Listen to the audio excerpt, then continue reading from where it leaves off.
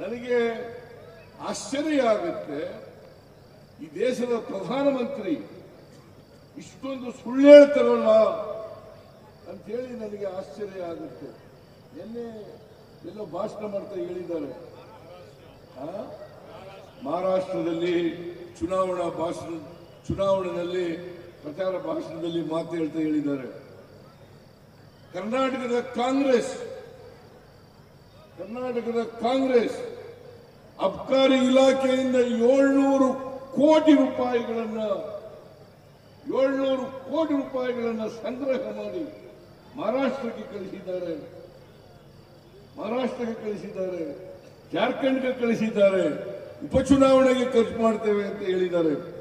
ನಾನು ನರೇಂದ್ರ ಮೋದಿ ಅವರಿಗೆ ಇವತ್ತು ಸವಾಲು ಹಾಕ್ತೇನೆ, ನೀವು ಇದನ್ನ ಸಾಬೀತು ಮಾಡಿದ್ರೆ ನಾನು ರಾಜಕೀಯದಿಂದ ನಿವೃತ್ತಿ ಆಗ್ತೀನಿ, ಇಲ್ಲದ್ರೆ ನೀವು ನಿವೃತ್ತಿ ಆಗಬೇಕು ಅಂತೇಳಿ ನೀವು ನಿವೃತ್ತಿ ಆಗಬೇಕು. ಒಬ್ಬ ಪ್ರಧಾನಮಂತ್ರಿಯಾಗಿ ಸುಳ್ಳು ಹೇಳಬೇಕಾದ್ರೂ ಕೂಡ ಸತ್ಯಕ್ಕೆ ಹತ್ತಿರದಲ್ಲಿರ್ತಕ್ಕಂಥ ವಿಚಾರಗಳನ್ನ ಹೇಳಬೇಕು, ಸತ್ಯಕ್ಕೆ ದೂರವಾದಂತ ಮಾತುಗಳನ್ನು ಹೇಳ್ತಕ್ಕಂಥದ್ದು ಇದೆಯಲ್ಲ. ಇಂಥ ಪ್ರಧಾನಮಂತ್ರಿ, ಇಂಥ ಸುಳ್ಳು ಹೇಳ್ತಕ್ಕಂಥ ಪ್ರಧಾನಮಂತ್ರಿ ಭಾರತದ ಇತಿಹಾಸದಲ್ಲಿ, ಸ್ವತಂತ್ರ ಭಾರತದ ಇತಿಹಾಸದಲ್ಲಿ ಯಾವಾಗಲೂ ಕೂಡ ಬಂದಿರಲಿಲ್ಲ ಅಂತಕ್ಕಂಥ ಮಾತು